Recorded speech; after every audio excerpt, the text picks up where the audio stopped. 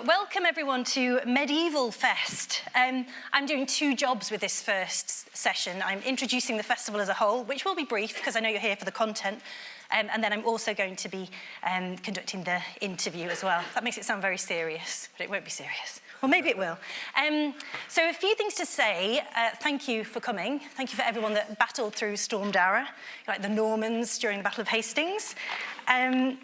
Thank you to everyone that's joining from home as well. And also, we're really sorry for people that weren't able to join us that were intending to come today, but hopefully you've got the link and you're watching at home as well. There will be the opportunity to ask questions at the end of this session. Same with all of the talks today. So you can do so if you're in the audience. Just raise your hand and we'll bring a mic around to you. Please wait for the mic to arrive because otherwise the viewers at home won't hear. Are we encouraging people to make statements as well, or just questions? Just questions, no statements. Statements are great to your reflection. Not, yeah, just questions. Short, snappy, pertinent questions. And if you're watching online as well, you can submit short, snappy, pertinent questions in the question box. Captions should be you should be able to enable captions if you're watching online as well. What else do I need to plug? Thank you to the British Library, of course. Also, if you've not seen it, the Medieval Women in Their Own Words exhibition is running right now. There's also a Silk Roads exhibition running in tandem, so you can have like a really amazing day tomorrow if you're still stranded in London. I think that's everything. I'm gonna walk down here slowly, and I will introduce Peter properly now. This is very weird. I've never done this before. So, I'm thrilled to start the day with kind of a bigger look at the medieval period, and who better to take us into that journey? I think of lots of people who are better. Shh. I should take it. Okay. I will introduce you. Peter is a professor of global history at the University of Oxford, where he's the director of the Centre for Byzantine Research. He was named in 2019 as one of the world's top 50 thinkers by Prospect magazine. He's a fellow of the Royal Historical Society, the Royal Society of Literature, the Royal Asiatic Society, the Royal Geographic Society, the Royal Society of Arts, the Royal Anthropological Institute, and I believe, are you still president of the Royal Society of Asian Affairs? Yeah, unless you know something I don't. Well, yeah. I don't. Oops. He's also the author of many critically acclaimed books, a few of which you can see outside and they're available to buy afterwards, including The Silk Roads, The New Silk Roads, The Earth Transformed, and particularly pertinent for today's talk, I think, The First Crusade, The Call from the East, and the revised translation of Anna Komnene's The Alexiad. I think that's everything. Yeah. Peter, how are you? Thank you, Rebecca. Well, first we should say brilliant to you to arrange these kinds of events. I know how much effort and work goes into them, and I know that people will say thank you during the course of the day, but it's a triumph, not just for you and the amount of work and to bring all these people here, but for people like me to come and talk about the medieval world and what we work on and write about. And if you're an academic historian like I am, getting out into the daylight doesn't happen often or easily. Partly because all the trains from Oxford are being cancelled this morning, but also to get a chance to come and share what our research looks like and what we're working on. It's a real pleasure, and it wouldn't happen if it wasn't for you. So well done for making this all work. Oh. I mean, Rebecca's on the side of the angels. You know, she's incredibly supportive of other historians, and not everybody has that kind of generosity of spirit. So I really, really appreciate it. That's incredibly kind. That's very, very nice. I don't quite know how to take that. I'm not very good with flattery or compliments. Thank you. Yeah. Thank you. Yeah. Right. We can carry on like this. So, first of all, who was Anna do I pronounce it correct? Komnene? Well, so normally in English we call her Komnene. Komnene, okay. In fact, it should be Komnene. Komnene, okay. But Anna will do. She was a imperial princess. Her father became emperor in the year 1081. The 11th century was a time of enormous turbulence. When we think of the Middle Ages, Battle of Hastings obviously happens in 1066, and I don't think that's the most important event that happens in Europe in 1066, and I don't think it's the most important thing that the Normans do in 1066 either. But in the eastern side of the Mediterranean, you have what calls itself and what is, to all intents and purposes, the Roman Empire that has carried on after the fall of the Western provinces, or the sagging or collapse, whatever you want to call it. And 11th century, a time of turbulence, maybe we'll talk about that. But Anna's father becomes emperor in 1081, and 2 years later, in December 1083, 6th of December, so yesterday, she's the eldest child of an imperial couple who take over the empire at a particularly wobbly moment, lots of reasons. But Anna then is highly educated. She's brought up surrounded by scholars. She's taught probably multiple languages, and a very diligent reader of classical antique texts, but also of patristics, biblical texts, and so on. And she eventually marries quite a well-known general, I suppose, or member of the elite who's sort of involved in running of the empire. There are lots of rumours about whether she tries to take over the throne when her father eventually dies in 1118. And for all sorts of reasons that are maybe murky, some of it is sort of hypothetical guesswork, she seems to be disgraced in some way, shape or form. But anyway, she ends up living in a convent. I suspect she's not disgraced, actually, but anyway, that's against the mainstream. Where in the 1130s, she starts to write a history of her father's reign. And that text is called the Alexiad, which those of you who remember your ancient Greek or never studied ancient Greek would have heard of a text called the Iliad. The name is a specific reference to to that text, but also to cast her father as a Homeric hero, which is a theme that comes up repeatedly through the text, through direct allusions, but sometimes through indirect ones. And she writes that text. It's probably the most famous single, we call it Byzantine text, but it's Roman, I suppose, but it's written in Greek. Anna dies in 1153. So she's 70 years old at that time, which is a reasonably good age. And she is probably, she's highly underrated as a historian. Her text, highly underrated, poorly used, badly understood. And a great part of that, unfortunately, is because she's a woman. I think we'll go into the text a little bit later, because I do think it's interesting. She's criticised for something that other people get a free pass on in many ways. But just to go a little bit deeper into the Byzantine empire at this point in time, can you set the context then in terms of the threats, where they are in terms of influence, cultural influence? What kind of world are we seeing? Is this a bit where I can explain what the Byzantine Empire is? Go for it.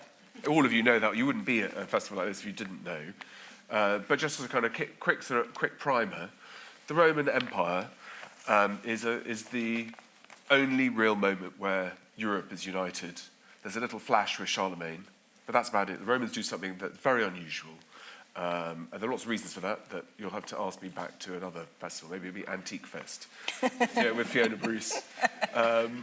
But the Romans create a sort of multi-continental empire that, of course, covers these Blessed Isles, but covers France, Western Europe, North Africa, the Eastern Mediterranean, and into Judea, and it's in periods into as far as Iraq. The Emperor Trajan reaches the mouth of the Red Sea at Basra, and sighs and sags. This is in the hundreds, beginning of the 2nd century, that he'll never be able to achieve what Alexander the Great will do and reach the Indus, because he's getting on and wants to get back for Match of the Day.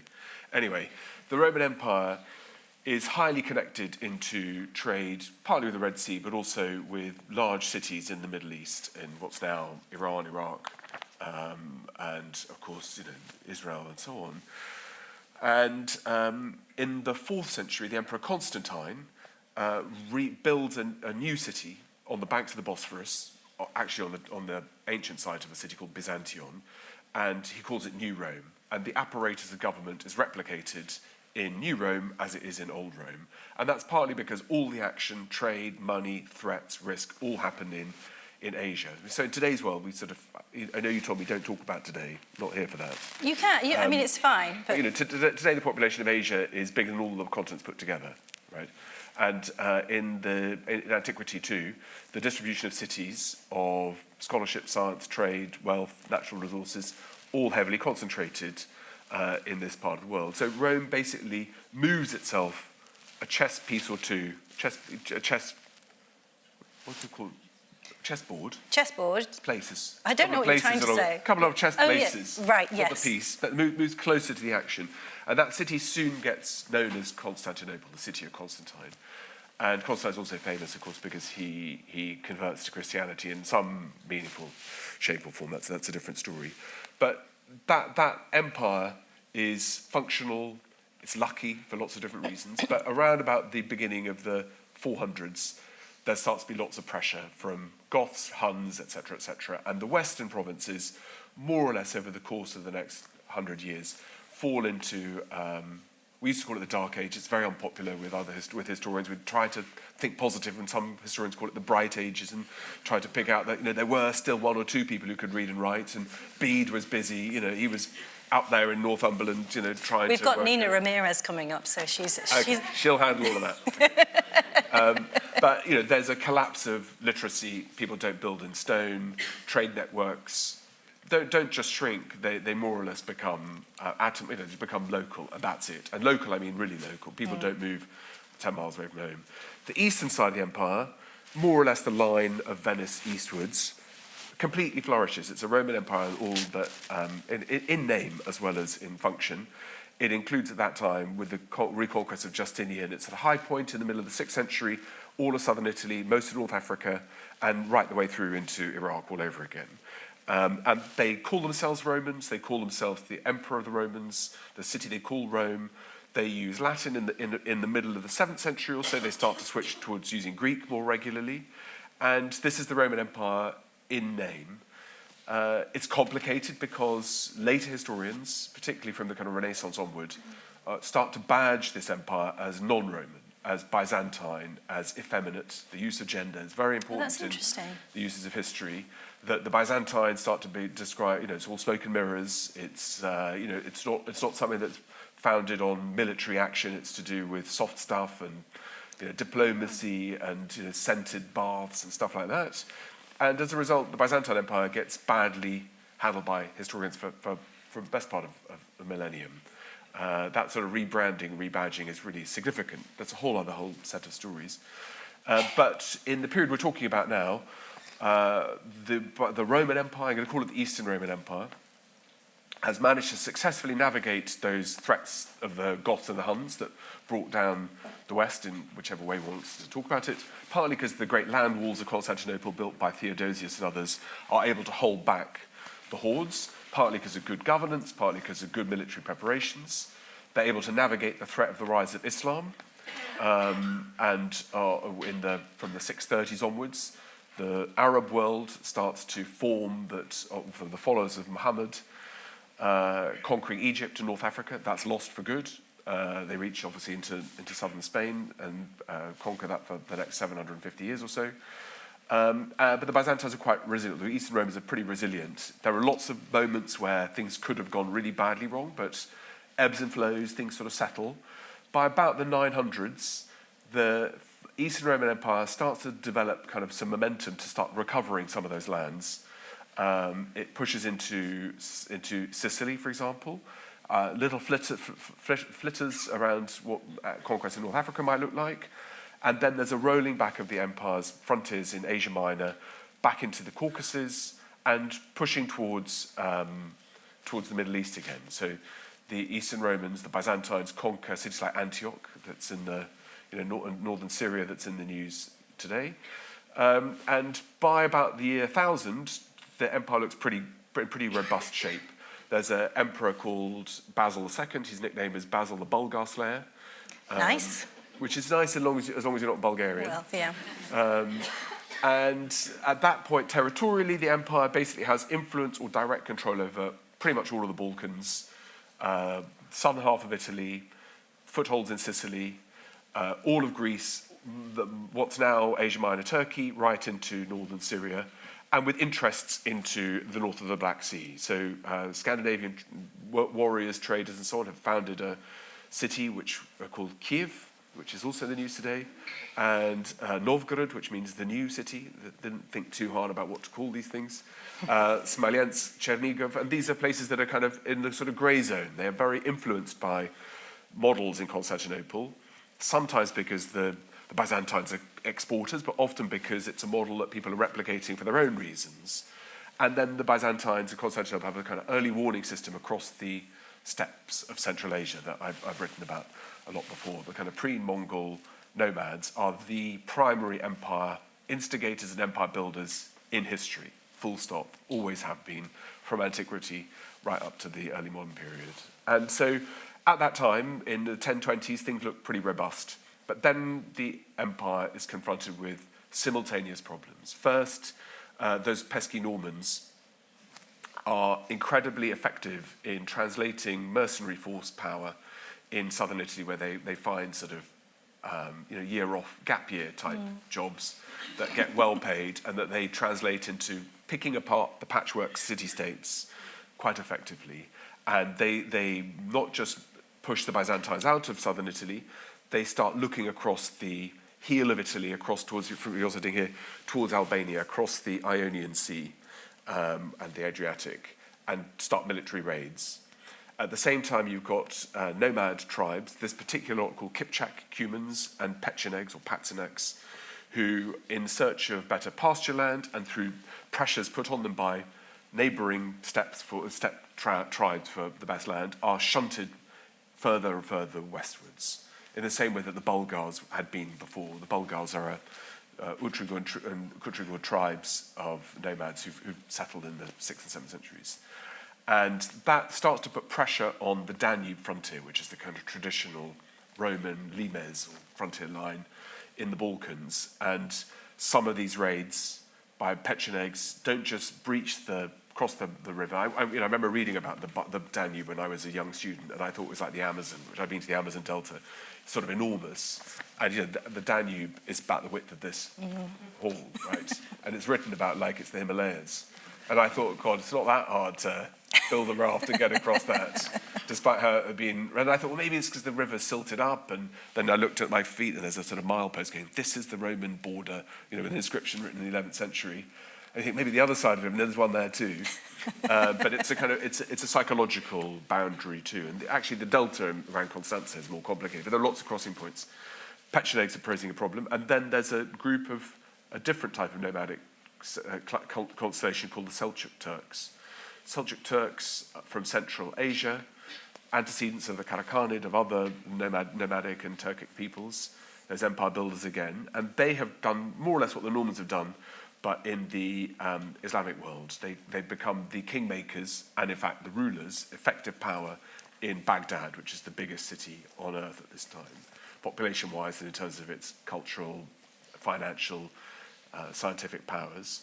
And from about the 1030s and 1040s, gap-year student raids by Turks, who the Turkic leadership are quite keen to get rid of. You want thugs around you to help you take power, but once you are in power, you want to get rid of them because they're very destabilised. Well, you see it echoed throughout history with all revolutions, uprisings, right. usurpations. British or English exports of in your period, in the 17th century, amongst your periods, I should say, pushing out the people who you think are troublemakers at home to settle them in new lands. And those raids into Asia Minor start as being pain in the backside, but then they start to become something much more significant than that. And then on top of that, the challenge that all states, so you've got these three big external threats, and then the challenge that I think we again recognise from today is that if you have multiple threats at the same time, you have to suddenly start spending on defence in a way that you haven't before. And that means your expenditure rises. And if at the same time your costs and your income falls because high quality land gets attacked, you have to pay off ransomware, and so on, then you suddenly find an economic crisis where you have inflation, you have migration into cities, you have destabilization because you have elites who are disgruntled, and then you have pressures on leaders to find solutions. And by the 1080s, by the time Alexiad Komnene takes the throne in 1081, it's reached kind of epidemic proportions. You have almost annual attempts to topple the leadership and to topple the ruler. And, without being facile, we don't have to relate it to today, a bit like the sort of clowns who've been in Downing Street for the last 10 years. It's the recycling of people thinking that they can do a better job than Theresa May or Boris Johnson or Liz Truss or whatever. And you've got a constant series of people who think they're going to be able to stabilise and put plans in place. And as we recognised here, it's harder than it looks. People who think they're qualified for the job normally make things worse than making it better. And by 1081, you have an economic total catastrophe, military disaster. You have each of these different groups who are not just a potential threat. There's an ongoing invasion of the western provinces by the Normans.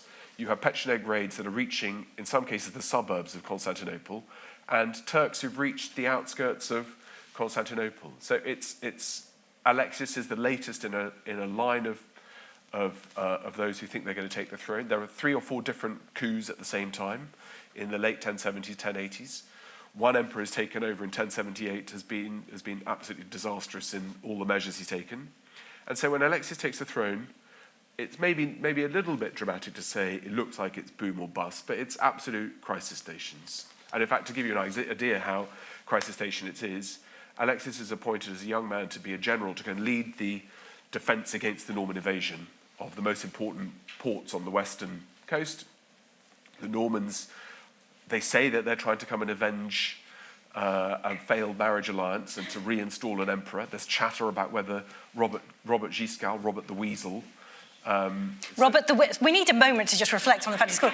Why is he called Robert the Weasel? Well, he's famous for torturing his enemies and pulling their fingernails out. Oh, okay, that makes total sense. He's very duplicitous. He sort of extracts concessions for people. He changed his mind. He's convinced of his own glory. You know, again, leadership things around the world we can think of today. And Alexius is sent to go and lead the defence. He's a trusted, up-and-coming general from a very well-connected family. He has an uncle who's been emperor for a couple of years. That didn't work out so well. But Alexius, having been sent out with an army to attack the Normans, wheels back on the capital and takes power for himself.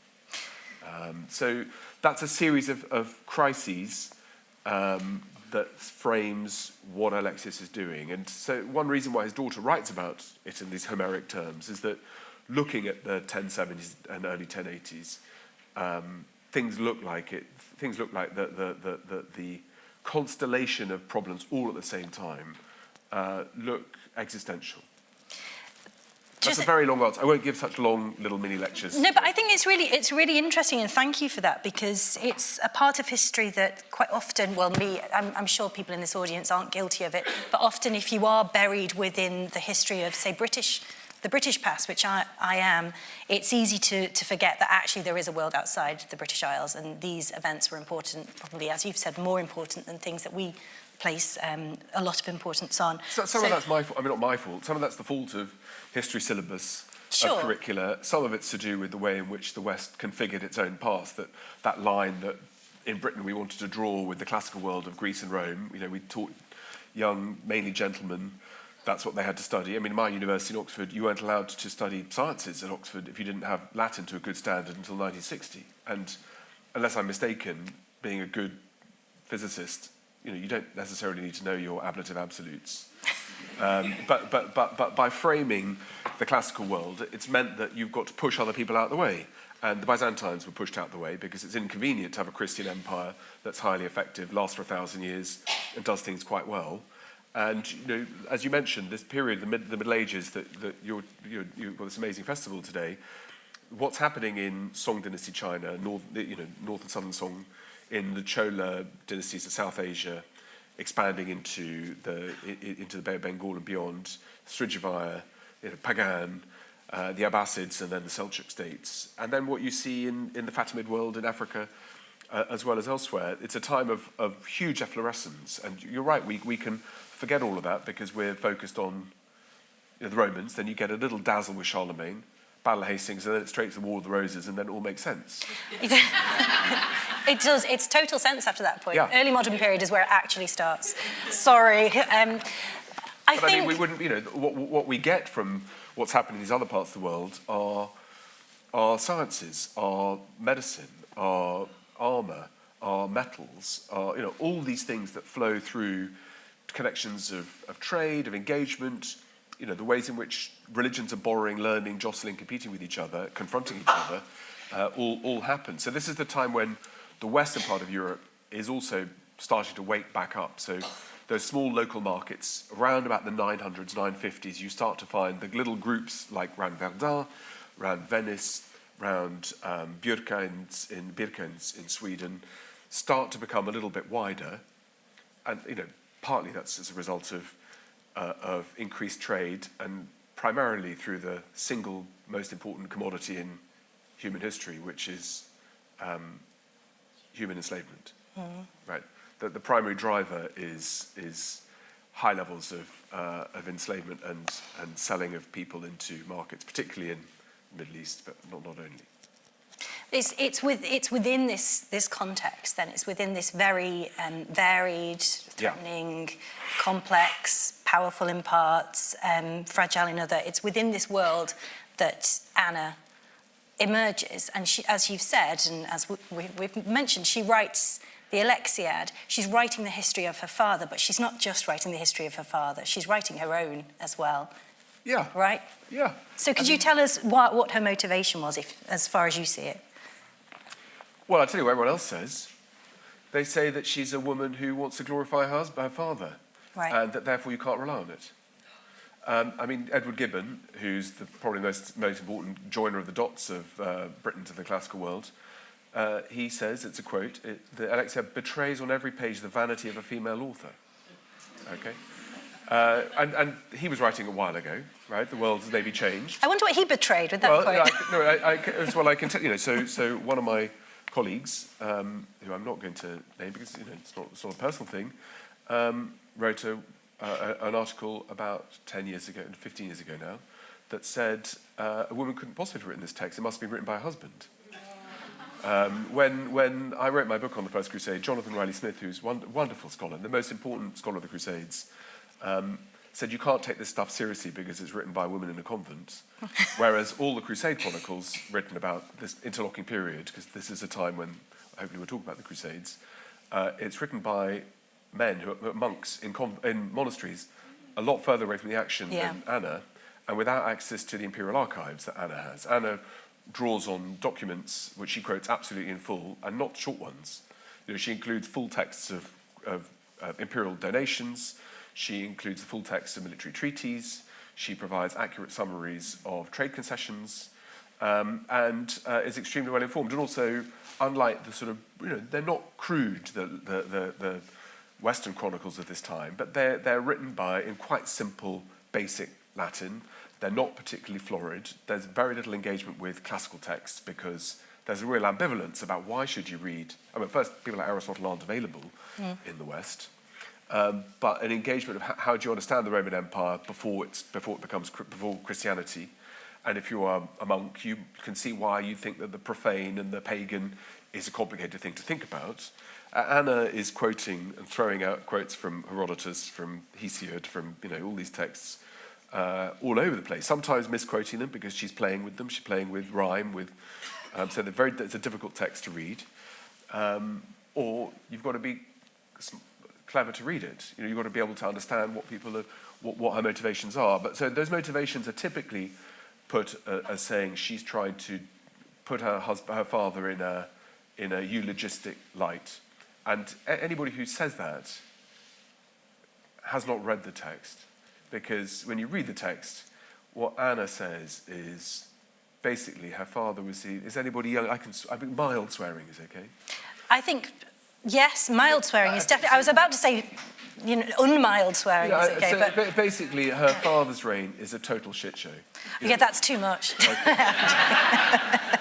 He is constantly dealing with problem after problem after problem after problem, and her job is not to say my father is a hero. He did a brilliant job. What she's saying is that all these problems were not only his fault. Right? There are other people who should take some of the blame. It's quite a defensive text, but it's not some eulogistic, my father was the most handsome man, and he loved pets and small animals, he gave money to the poor, and whatever. She's saying this is a guy who had to cope with extreme crisis, often on his own, often being let down by the people closest to him, and when he was let down by the people closest to him, Sometimes he needs to take responsibility for that, but the way it's described, it's a complete, total shock to me how anybody could, it's a mystery to me how anybody can write this text off and say it's a female text written on campaign notes with explaining who's standing where on the battlefields and so on, apart from just the sheer depth of gender bias and misogyny that runs deep through history, and I'm afraid still through the way in which we write and think about the past today. And it's profound sadness as a man to have to be defending Anna Komnene, but this stuff gets written about all the time, and in ways that she's a power-mad woman who's obviously trying to take the throne. The evidence for that is literally on a single line. Her husband plotting, who might be trying to write the text on her behalf, highly speculative, and Anna, to put it into context, called together, basically, Oxford seminars of bringing people around her to provide commentaries on Aristotle and the Nicomachean Ethics. I don't know how you spend your... Well, I do, because we've been to the pub a few times. I do that all the time. But, someone who does that is somebody who's reasonably bright and quite interested in whatever. But the commentaries that she commissions on the Nicomachean Ethics are not just influential in Western Europe. They are the spine on which Robert Grosseteste and Thomas Aquinas based their analysis of Aristotle and therefore introduce Aristotelian thought, thinking, and ethics into Christian identities, thinking, philosophy, etc. Anna is the bridge, the commissioner, the patron of all of that. So pushing her to one side, it's extraordinary. I mean, she's the Alexiad is the first narrative history written by a woman in any European language, right? It should be front and central as a text that we understand Roman imperial ideology, history writing, narrative history. How do we understand the link between classical antiquity? When if she calls the text the Alexiad, maybe we should be also thinking that how she writes it has references to the Homeric tradition too. And so you can't just read it like it's the times of England. But she has a section of the text which focuses on the Crusades, and typically Crusade historians over the last 300 years, they're almost always men. Not only, but they're primarily men. They're quite interested in horses and armour and bravery or whatever. Some of them, I say that, lots of my good friends and colleagues they do brilliant work on the Western European ideas of reception of the Crusades. My friend Jay Rubinstein is here in Oxford at the moment, over from USC in California. He's a genius, how he thinks, writes, talks, how he's understood the apocalypse, how he's understood messianic prophecies. It's really hard to do what they do well. But by and large, Western European historians, medievalists, don't read Greek, and they certainly don't read Syriac, Arabic, Hebrew, and these texts that you can supplement and Caucasian texts, Armenian, to see the world in a slightly different lens and different way. But Anna typically gets opened up by Crusade historians to page 313 of the translation, where the Crusade starts, and then it gets closed the bit where she stops writing about it, and where she writes, it's sort of filleted out without any commentary, without any understanding how to read these texts. And, so I'm slightly defensive about it because my world, the Byzantine Empire, has been the impoverished cousin of classics for a millennia or more. And it's the unwelcome brother or sibling of Western medieval studies. And so, it's nice that you say that there are other parts of the world. I mean, in fact, I'm slightly embarrassed because there are even more impoverished siblings further eastwards, because the number of people who work on the Abbasids or on the Buyids or on the Pagan or Chola, etc., you count in this country literally on one hand. And the texts, the sources, the material culture, the ideas, the interconnections are astonishing. So we just had a 2-day conference at the British Museum yesterday on Thursday about Silk Roads and the connections in this period between 500 and 1,000.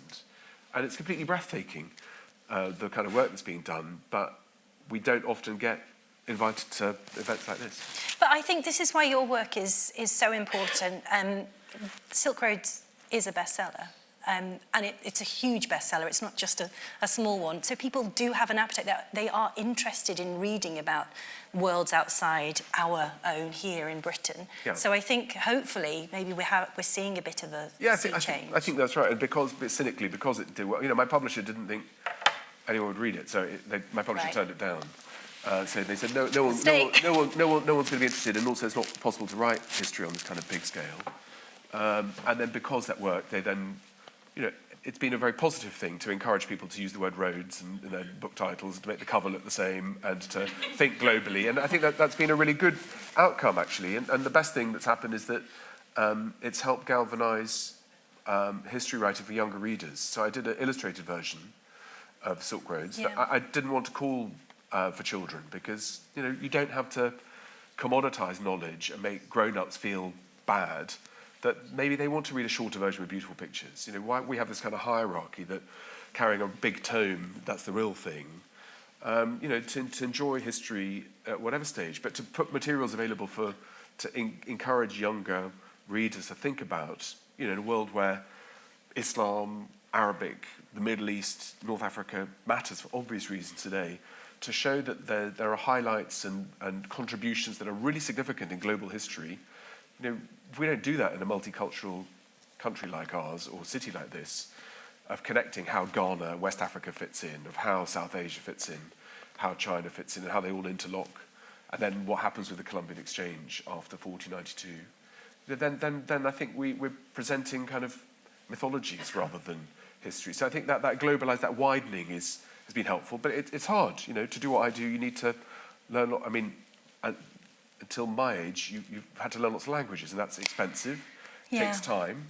Now we've got new tools, so artificial intelligence and new resources allow us to solve some of those problems because you can read things, but being able to read what somebody says is not the same as being able to understand what they mean. And that's a real challenge. That's why there's lots of discussion in the AI world that I interface with a bit for all sorts of reasons, that the single most important group of people in the AI world of the 21st century are not the coders and not AI. By May next year, artificial intelligence is going to generate more than half the content that's generated every year itself, so it's all self-fulfilling.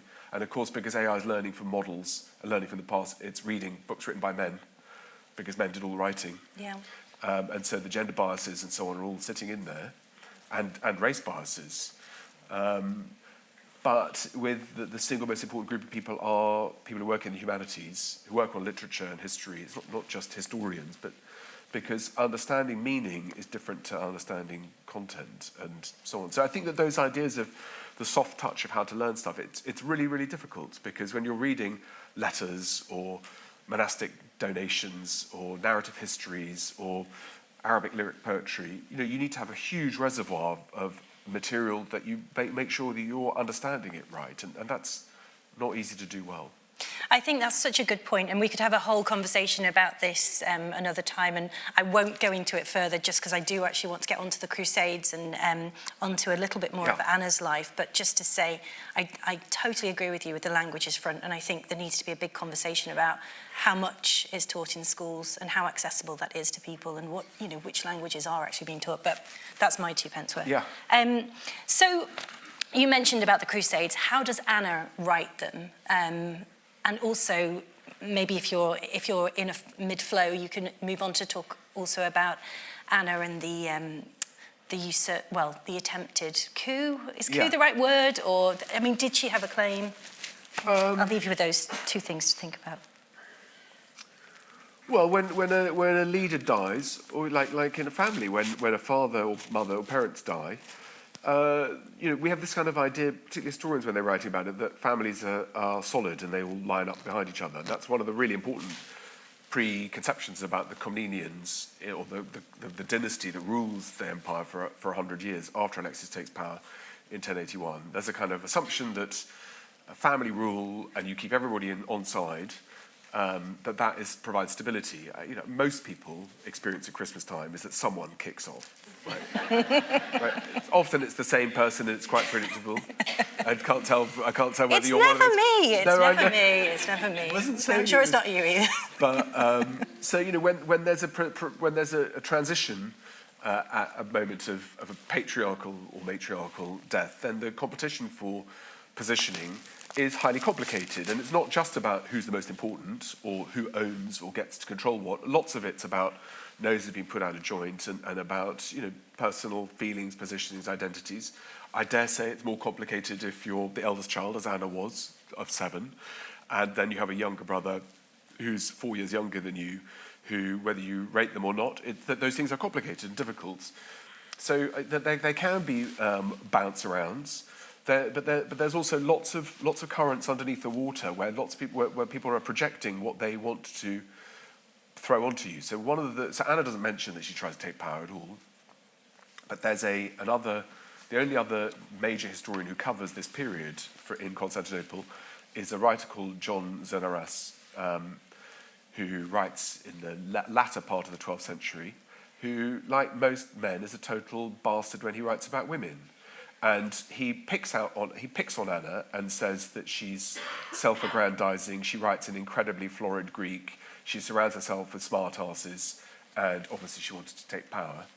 And what none of my colleagues have recognized, which I wrote an article about, published a couple of years ago, is that possibly the reason why Zenaras does that is that he's ripped off all of his information from the Alexiad. So he's always been seen as providing a separate lens, a separate view on what's happening in this period, and not surprisingly, he's been thought to be more reliable because he's not the daughter of an emperor. But he has his own axes to grind, and blaming Anna for all sorts of things is complicated. In fact, one reason why he says that Anna tries to take the throne is that there's a woman protagonist at the time he's writing who's trying to take the throne. So historians quite often use these echoes to blame things in the past that are they can be true, they don't have to be, but to say this is what we can learn from history. You see what happens when there's a general who tries to take power. It all goes wrong. So I mean, there's an article, for example, published a couple of years ago about Cortés in Mexico, and says all the descriptions of Cortés in the first 15 years that the Spanish spend in Central America and then South America in the 1510s, 1520s are all direct copies of Umayyad Arabic literature written in the 9th century, and the people writing this stuff are saying, well, it's a conquest in the same way that we've learned how to write about conquests. So events, heroisms, falling off horses, earthquakes, they might not be real. They're reflections of stuff that happened 600-700 years ago, but that's what you learnt in school. So all these echoes are really important. So the coup, I think, is a judgment call about exactly what happens. She writes about herself in the convent, saying she hasn't seen her husband for a while and she misses him, etc., etc. It's not clear to me that that's because she's banished and he's not. It might just be because he's dead. And that's maybe how people write about their partners when they think about them. I mean, I'd like to think that my wife might write that about me if I wasn't there anymore, and I'd like to think that's how I'd write about her, saying when I mention her name or his name, my heart swells up with all. But that normally gets written up by other contemporary historians, going, you see, women can't control their emotions, and you see how she's locked up in a convent and he's out on patrols. So all the stuff about the coup, there's a margin of error, and my point is not to say she didn't. But it's that maybe the kind of conviction that she did, we should put some margin of error and fine balance, as you know, Rebecca, with your work.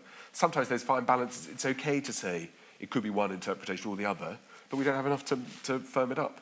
But if you were pushed, do you think she did? If I was pushed, I'd ask why it matters. I mean, I don't think one gains a huge amount of insight either way, but it's extrapolated to, again, people saying, well, she obviously didn't like her brother because when she describes when he was born, she says, he wasn't the best-looking baby. But that's a different, which might even be true, might not. But that might not mean that she wants to kill him or to stop him becoming emperor. And so, no, I think that you sitting on the fence can feel quite comfortable, and but that's not a bad thing. So the Crusades are slightly different. So the Crusades, you wouldn't be here if you weren't all fascinated. I'm fascinated with Crusades. Is that in 1095, Pope Urban, the way it normally is told, goes to a Council of Clermont in November 1095 and announces to the knighthood or all those gathered that the end of the world is more or less nigh, that the Muslims have reached, or the Turks, the Muslims, Islam is defiling all the sacred places, including the Holy Land, where Jesus Christ was born, died, and rose from the dead, and that Europe needs to rise up and respond. That's the kind of start point. And then he spends the next few months going to visit individual leaders, trying to convince them to go. And then in the middle of 1096, in August, more or less, there's a movement of mainly men, not only, but mainly men, possibly 60,000, some estimates maybe even as far as 100,000, that form a series of spurs. They all set off at different moments. There's one sort of outlier who kind of misunderstand what's going on, and we might talk about that. They all converge more or less on Constantinople, and then get through to Antioch in 1097, eventually capture it after a terrible siege that causes huge deprivation, suffering, and so on. And then in 1099 reach Jerusalem, which they capture on 15th of July 1099. That's the arc of the crusade. The question that might be worth asking, which doesn't seem to often be asked, is... I might be ready. It might be on my paper. Oh, really? I don't think it is. Well, when as an interested, engaged medievalist when I was young, I just thought, well, obviously there's a sudden crisis, right? It must be that Jerusalem falls to the Muslims or is taken by non-Christians. Must be, in 1094, it must be a sudden crisis. And of course, because you do your prep so well, that Jerusalem falls to the followers of Muhammad in the 630s, so 450 years earlier, which is quite a long reaction time. So the reasonable question would be, what is it that suddenly has happened that makes this go wrong? And the normal way in the West is to say, well, that's not that important. It's obviously about the Pope wanting to have greater power and authority. But as it happens, 20 years beforehand, Gregory VII, who's more charismatic, he's a real operator and has his lovers and his haters, don't get me wrong, but tries something very similar, sparked by appeals from Constantinople that says, look, it's all going disastrously. We've got Turks overrunning churches, killing priests, sacrificing animals on altars, and we need help. And Pope Gregory tries to do something similar, trying to say, you've got to send men, and nobody pays any attention. And there are lots of different explanations that medievalists suggest for that. Some is that, well, he didn't offer the right type of absolution of sins. Maybe he wasn't absolutely clear on what the benefits would be, and so on. But the more obvious answer is that something's gone terribly wrong between the 1070s and the 1090s. And because Anna is a more complicated text to read than it might seem, you have to look for the clues. And the clues, if you put together that, the lead seals evidence, the coinage, archaeological materials, all the other sources that you gather from different materials, is that at the beginning of the 1090s, there's a sudden, all those three threats I mentioned, from the west, from the Normans, from the Pechenegs, from the Turks, and then there's a new threat with the Serbs, which is another story. You find a sudden inflammation of all those problems that are even worse. And that sudden crisis point leads to the point where Alexius, in one of, I think, the single most dramatic moment in European history, because this is Europe after all, between the fall of Rome and I would probably, well, anyway, choose your moment, is Alexius gathers all of his army around him. He's like a Zelensky type figure, trying to fight everything all at one time with dwindling resources and maybe bad decision making, but nothing is getting better. He discovers that his own brother and the whole high command of the army are plotting against him. So in a moment of enormous drama, he gathers, while he's on campaign with all of the army, he's brought with him all the elites because he can't afford to leave them in Constantinople. He surrounds himself with Varangian guards, so mercenaries from England, lots of people who fled from the Norman conquest. High elite Anglo-Saxons find their way to Constantinople in imperial service, with Scandinavians with double-headed axes, the only people he can trust, forms a circle around him, and he delivers a speech that Anna reproduces more or less in full, that it's a moment where he doesn't wear his imperial regalia, like Zelensky's in his greens, his military fatigues, like a common soldier, and says, this is what now might happen. And the fear is that he'll get slaughtered on the spot, and he calls out the people who have plotted against him, including members of his family, has them arrested. There's a kind of, you can read through Anna's text that there's fizzing going through the crowd of everybody gathered about having to calculate, do they bet on red or on black? Do they back Alexius, or did they jump into the unknown with somebody else who might do worse? This is in 1094. And after he has them arrested and dealt with in their different ways, some become monks, some are never heard of again, Alexius has one final throw of the dice, which is he needs serious manpower. And the serious manpower he needs is not about Jerusalem, which is a long way away and not his priority. Is he, in the first instance, needs to recover the great city of Nicaea, which is the kind of gateway city, modern Iznik. It's the gateway in Asia Minor, the valve that opens the gates through to Western Asia Minor.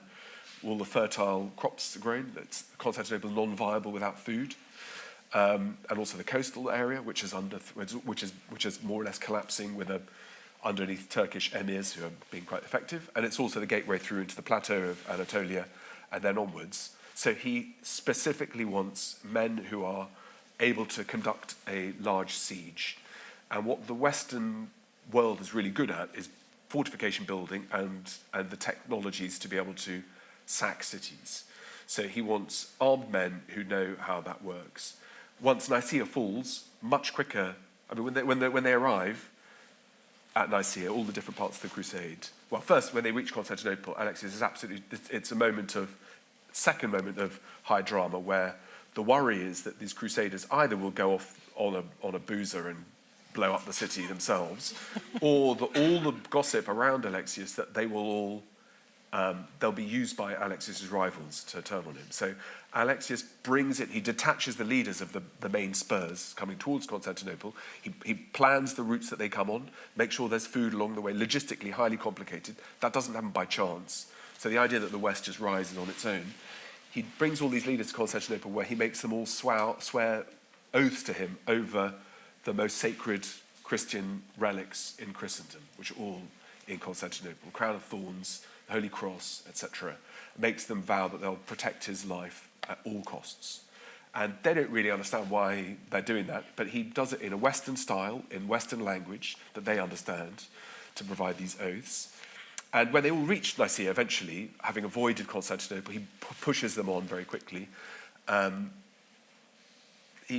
the armies gathers, and he goes, "What are you doing?" And they go, "Well, we're building our siege engines." He goes, No, I thought a siege, you block off all entry points." They go, "It doesn't work like that, son." And the city falls in a matter of more or less of days. When that's happened, the next major target is Antioch, which has huge fortifications. It's quite a long way. It's in northern Syria now, but is the gateway into the Caucasus, into the Middle East, and had slipped out of Byzantine hands in the previous decade. Like Nicaea, miscalculations by Alexius. So perhaps not surprisingly, Anna doesn't mention that. That's different to a eulogy, hiding some of the things that are the worst strategic decisions. And then the fact that the Byzantines are in control of the crusade is that if you're just a bunch of lads who want to capture Jerusalem and show that you've done this, which is important, you probably don't invest a year of your time and losses in the thousands through starvation and warfare at Antioch. So there's full control over the crusade, but it originates from total desperation on the Byzantine side, where Alexius is throwing the kitchen sink at problems. And one of the things he does is he gives trade concessions to the Venetians to try to push cash into the economy, where the Venetians basically have him over a barrel. But he then, over the course of the following 10 years, is able to neutralize the Turks because of Nicaea and Antioch. He's able to deal with the Normans in a way that's been much more useful and emphatic than before. He's able to knock off the Pechenegs. They have the Kipchak Cumans coming after them, but slowly starts to stabilize the empire into a way that becomes sustainable. And I think that it's one of the great, salvation moments in European history, and it helps then Constantinople stay in Christian hands until 1453. So, there are lots of things that he is responsible for. What Anna doesn't tell you is that, she paints it that it's all gone to hell before he takes the throne. So he inherits it, and the Turks are at the gates of Constantinople. And she paints a picture that, if you don't pull it apart carefully, suggests that he's, nothing gets worse during his reign.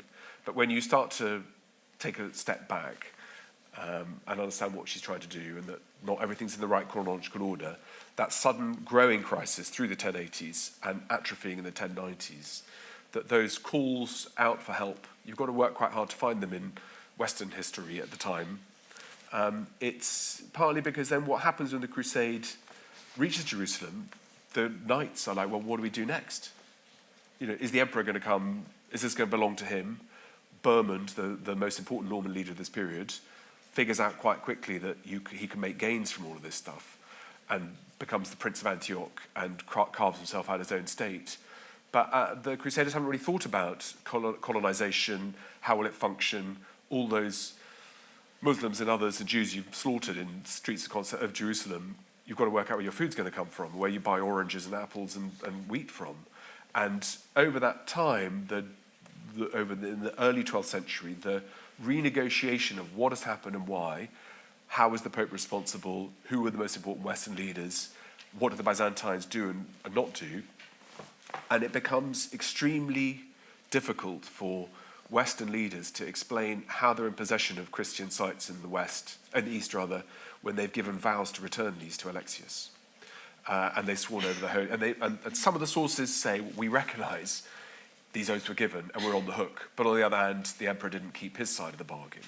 And that kind of level of discussion means that the poisoning of the Byzantine waters happens quite quickly in the 12th century. And then that keeps going. You know, the sack of Constantinople in 1204 by the Knights of the Fourth Crusade is one of the reasons why it's difficult to look back into this period.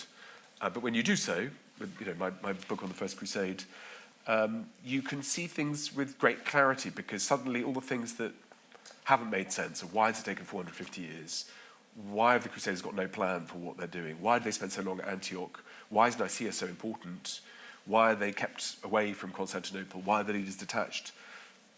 You know, something like a good jigsaw puzzle, you go, that makes a lot more sense than guys on white horses wanted to kill people.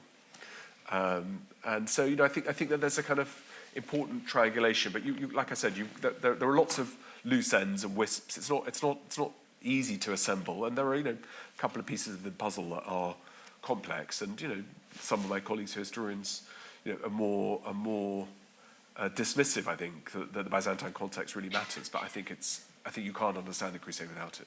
Well, I think it sounds so interesting. It's such fertile territory for young historians or people that might be thinking about doing some extra research to go and do some more. I wish we had more time, because there's more I want to ask before we go to audience questions. But I will ask one final quick question, and it's to do with Anna. So obviously we know she wrote this text. It's in two parts. What else do we have? Would we have known as much about her had this text not been written? And how did this text survive? So we would know not much about her. We know she existed. We'd have known she existed. She married and children and so on. But I think it's more important to say, if we didn't have her text, we wouldn't know anything about this period. We would know nothing about Pechenegs, about the Norman attacks, apart from a small cluster of sources that would be much harder to understand. So she is the absolute gateway. I mean, it's curious that for the 11th century up till 1081, we got 5 or 6 really important, jam-packed, tasty, juicy sources with lots of material, sometimes disagree with each other, and they all stop when Alexius takes the throne. One really interesting question is, why is that the case? One of them, as it happens, is written in the 1090s, but stops when Alexius takes the throne, presumably because they're hedging their bets. If you're writing at a time where the emperor is about to be hacked apart in a tent surrounded with his own family, you might think, I'll leave that bit to let the dust settle. Maybe Liz Truss is going to be Prime Minister for a lot longer than people think, so I'll cover that a bit later once it's over. And then lots of other sources start after Alexius's reign. So without that, we would have a complete gap. And there's lots of other stuff happening in this period. Like I mentioned, trade with Venice, what's happening in Kiev and Chernihiv and Smolensk in the Russian world. What we know about the Middle East, about relations with the Turks, about heresies in Constantinople, about the economy. We're absolutely, totally, critically dependent on it. So it's maybe slightly overdoing it, but it's like saying, what's the Elizabethan period look like without Shakespeare? But it's that kind of size chunk within this period. So I think we'd know a bit about her, but it's critical for the text, and therefore it's deserving of a great deal more study. For what it's worth, You know, if there are young students, old students, anyone wants to come and do... New students. I think new students, actually. I said young as well, but I think new is the yeah, no, I agree. I mean, you know, the Institute for Contemporary Education at Oxford is one of our unsung jewels. You know, we love students who are old, young, and so on. But, you know, the number of texts that are seminal like this, you know, Makrizi in northern Egypt in the Middle Ages, you know, Massoud, you know, there are hundreds of these that we should spend more time writing and thinking on. So, but it's crucial and hugely rewarding, because and the bit that's rewarding is not then writing a book that join up all the dots. What's hugely rewarding is it's like solving a puzzle. You know, it's so beautiful how Anna, the way she writes, the language, the playfulness, the ways in which, you know, what basically she's saying is, if you're not smart enough to understand my text, that's not my problem, right? And I might say that to my editor. I joke, I jest. I jest. After you've had your book in. Yeah. But it's a joy, and I've learnt so much over 30 years. I first started working on the Alexiad in the early 90s, so I mean, literally 35 years ago. And my understanding, I'm so much more sophisticated in understanding it now than I was then, where when there were mistakes or things put in the wrong place or misquotations, I thought, well, she's obviously got it wrong, right? And I make things, you know, and I would do that with students, actually, in the 90s. I go, put the following 10 events in order. You know, American withdrawal from Vietnam, the Beatles splitting up, England winning the World Cup, Ted Heath becoming leader of the Conservative Party, you know, and they would all get it wrong. And you go, so maybe history's not that easy, right? And this is stuff where you've seen TV stuff, lots of information. But I now realise that nothing is in error in that text. Nothing is a mistake. And I feel embarrassed that I was so naive enough to think that it's the work of an absolute masterclass, somebody who's much cleverer than I am, and it's been a privilege to read it. So there's that, how it survived. There are two manuscripts, one in Florence, one in Venice, both 14th century. It doesn't survive in many copies. Zonaras, the man who I mentioned, was Zonaras, who ripped her off and got the credit for providing as one of my colleagues called it, it's the critical way, the only way you can understand objectively what happens in this period. Literally, he quotes her, mistranslates, gets it all wrong. There are 300 manuscripts of his. And that's partly because he covers the whole, it's a big compendium. It's a kind of Silk Roads type book that covers lots of things going back hundreds, you know, thousands at the beginning of Rome. And that's more popular than a single book about, or single text about a particular period. So, you know, that's a reflection of lots of things. But we're lucky we got it. I mean, for what it's worth, you know, we only have Homer because of the Byzantines making copies of it. The first text is a 10th century version. We've got it in the Bodleian. I don't think we've been asked to give it back. We don't know who to, unlike the Parthenon marbles.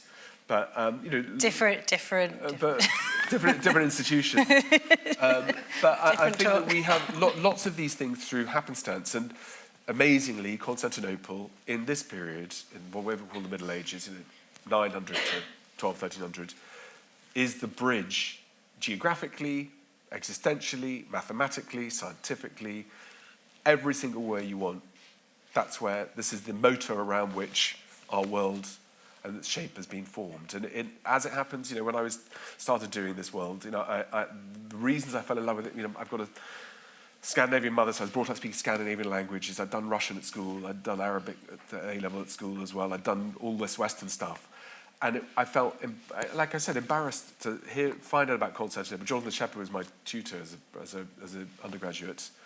And I thought, how have I not understood that this is where I should be standing to understand the Middle Ages and to understand the links back to the classical world, the links eastwards, the links northwards, southwards, and so on. And it was life-changing. And the best thing about it is it's huge, huge fun. Thank you, Peter. And on that note...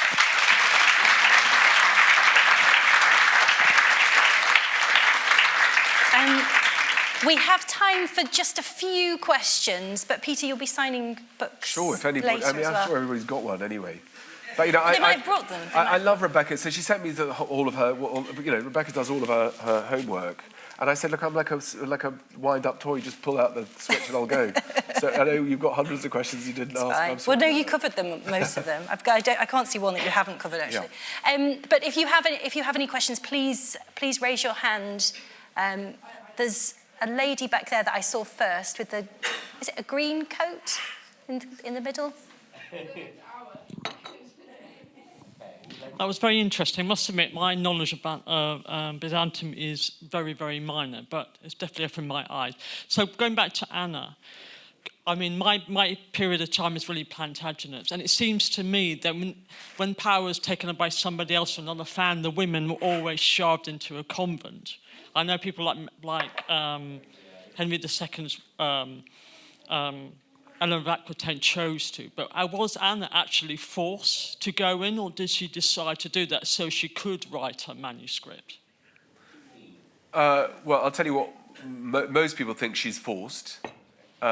If you read the foundation document of the convent where she lived, it's like getting to live in the Ritz.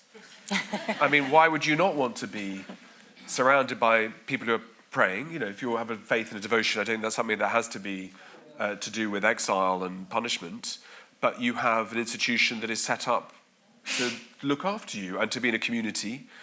I think that's probably a better gilded cage than trapped in the imperial palace and however lavish your quarters are. So feels to me that she's living in, you know, an Oxford college. I mean, so that works for me. So I don't know why it would work for her, or the idea that she's been punished by being banished. So I think that elite women in this period, there are lots of them, by the way. You know, Alexiad gets to take the throne and gets support around him because of his wife and her family, who's a member of the Dukas family, one of the kind of key kingmakers. And so she brings to the party, his wife, not only kinship ties, which can be erratic, but proper power. And they rule, and Anna says they rule as a couple. And, you know, Irene Dukaina, is a force behind the throne and in front of the throne, you know, is visible all the time with her husband. And she's a sounding board when they take decisions, as I recognise from, you know, being married to having a clever spouse is really helpful, right? So often the ways in which women are written about doesn't align with what realities are, and the contributions to political decision-making, where people live and write and so on. But what Anna obviously has access to in her convent is imperial archives and campaign notes. And those are coming to her somehow. But I think when you think, what's the alternative? I mean, I wouldn't mind trying to write a book in the Maldives, but, you know, I can't think what would be better than the situation that she's in. But the way it's always understood is that women in a convent must have been placed there by men to keep them out of the way, out of sight, out of mind. But that's not absolutely clear to me that that's the case. Did you have a question next? Did the lady next? Oh, okay. I thought I saw a hand nearby. I just thought it might have been useful. But does anyone else have a question in the audience? Oh, there's a lady over there. Another green jacket. Thank you. You mentioned that the Alexiad has obviously got a lot of classical references. I mean, it is the name is based off the Iliad. And I was wondering, given the sense that I got that Anna's trying to present her father as like consolidating power, reinstating the empire, is there any sense that he's mirroring Alexander the Great at all? Is there any reference to Alexander the Great and that kind of idea of regaining conquest in the East? It's a really good question. There are a few references to Alexander, but the more important figure that Anna compares to is Odysseus. It's the, you know, part of the problem is that no matter how good Alexiad is at stabilizing, Alexander is a bit of a long shot to try to compare him to, because, you know, everybody knows Alexander reaches the Himalayas, and that's different to pushing the Turks back out of Asia Minor, and they're still a persistent challenge for the future. So she doesn't sort of over-push it. So Alexander's put in there to kind of raise the awareness that he too is a great general, but she compares him to the Emperor Constantine as one of the great apostles, because Alexius therefore is a great defender of orthodoxy against heresies. So there are lots of allusions too, but Odysseus is the one that comes up most often, because Odysseus basically is never allowed to go. I mean, it doesn't help that Odysseus goes off and shags people, but Odysseus, it takes him a long time to get home. You know, he's never able to get a day's rest. And Odysseus is also a useful one, not only because of the length of the challenges and so on, it's also that he's wily and crafty and cunning. And, you know, it's having to do this all on his own. He keeps losing men on the bottom of sheep, or being, you know, throwing themselves at the sirens, etc. But so that those Homeric references are quite carefully woven in. But Alexander's in there too, Constantine.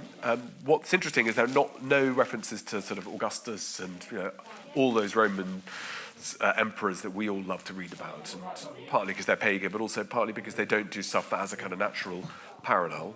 But also she doesn't compare Alexiad, her father, to any of the other Byzantine rulers. A little bit mention of Basil, mention of Alexiad's uncle who's been on the throne. She copies a couple of pages out of an author called Psellos. But those allusions are very carefully woven. Well, what is really interesting, and where it's helpful to be, to work with I'm in a field of very clever people. The apparatus of these texts has been gone through by lots of classicists who are spotting those references. So if you were to ask me with a passage of Anna's text, what are the references there? I wouldn't spot the book of Proverbs that she mentions. I wouldn't spot Horace. And it's incredibly helpful to be in a community of scholars where those kinds of things are, we're all talking to each other, or in fact, in this case, they're preset by other people, so you can see what those references are. Then you have to go back to whichever section it is in Homer. And quite often you need to know what's happened before that bit that she's referring to, and what happens afterwards, because you might get it wrong. But she's not everybody's cup of tea. Zonaras, he says she writes in Attic Greek, which is his way of saying it's too difficult to read. And she's showing off all the time. But she's a writer of literature. She's not a historian. Do we have any questions online? Yeah, we do. So, HistFest regular Bandit Queen. We love Bandit Queen. We love Bandit Queen. I think you touched on this briefly, Peter, at the end, your last question from Rebecca. But where do you think Anna ranks in the hierarchy of medieval scholars, and how can we make her work more appreciated today? Great question. I'm slightly defensive about the first one because I think a bit like a sweet shop, let everyone choose their own flavours. I don't want to prescribe. Everyone should, if you're interested in, medieval Ireland, then that's great. You don't need to be told that what you should be reading is what I'm reading. So I don't think there needs to be a hierarchy. I think each to their own. But she is of the first order in terms of what she's writing, partly because of the sheer length of the text. It's a long, chunky piece of work. Probably is not that easy to read in one sitting because you're reading about things that happened a long time ago and not obviously always relevant. But I would recommend trying to read bits and pieces, reading the introduction, reading the description of her father's death, reading, it's beautifully written and very, very moving because she cares for him in his final days, and she explains how he gets more and more sick, and anybody who's had a relative or family member who's gone through that, it's beautiful in its own right. But I think being able to understand that these texts need to be understood as a whole, that it's difficult to just read them for a paragraph here or there, helps. But as it happens, there's a fantastic new translation that I did myself for Penguin Classics, and so it is available. It's really well known, and I think looking back on it, the bit that's surprising to me is because it's so well known, it's amazing how little detailed work has been done on it. I mean, that is changing. Over the last 15, 20 years, my field has become much more energetic, more people. But we're up against it. I was in the Netherlands this week. That all Asian studies are being shut. There's a new right-wing government that decides that we shouldn't be learning Asian studies. It's got the best collections in Europe because of Dutch conquest of Indonesia, Sri Lanka, and so on a level with what we've got here at the British Library, British Museum. The department's being shut in a year.